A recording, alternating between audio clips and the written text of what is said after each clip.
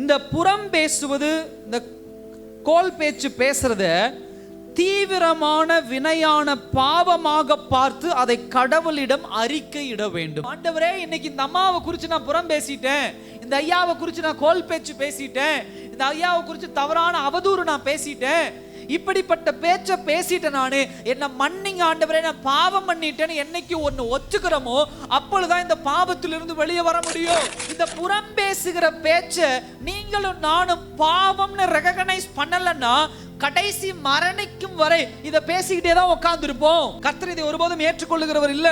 நாவை குறித்து கர்த்தர் சொல்லும்போது வேதவசனத்துல பல விஷயங்களை என்ன பண்றாரு சொல்றாரு. நாவு என்பது நீதிமொழிகள் 16ஆம் அதிகாரம் 27ஆம் வசனம் 28ஆம் வசனத்தை வாசிங்க பாருங்க. என்ன பண்ணுது? கிண்டி விடுகிறான், உதடுகளில் இருக்கிறது சண்டையை கிளப்பி விடுகிறான், சிநேகிதரையும் என்ன கோல் சொல்லுகிறவன் பிராண சிநேகிதரையும் பிரித்து விடுகிறான்.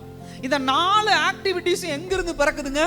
நாக்குல இருந்து தான் வருது. ஒரு குடும்பம் பிரியறது, ஒரு குடும்பம் சாகிறது, ஒரு குடும்பம் பிரச்சனைக்குள்ள போறது எல்லாமே எங்கிருந்து வருதுன்னா நாக்குல இருந்து தான் என்ன பண்ணுது வருது. அப்ப இது எவ்வளவு பெரிய பாவம். கர்த்தர் இணைத்து வைத்த ஒரு குடும்பத்தை புறம் பேசி அந்த குடும்பத்தை பிரிக்கிறது உண்டு. கணவன் மனைவிக்குள்ள சண்டையை கொண்டு வந்து விட்டுறது. கர்த்தர் ஒரு குடும்பத்துல அண்ணன் தம்பியா தங்கச்சியா வச்சிருக்கிற குடும்பத்துல இந்த மாதிரி புறம் பேசி அந்த குடும்பத்தை 2ஆ பிரிச்சிருது உண்டு.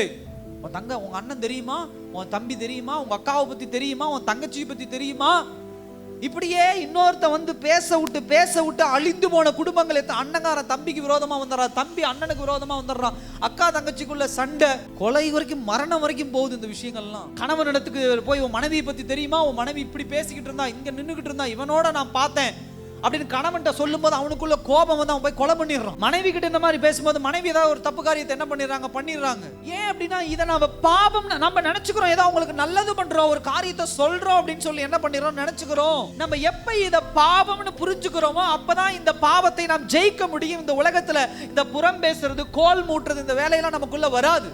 அவதூறு பரப்புகிற வேலையெல்லாம் என்ன பண்ணாது வராது.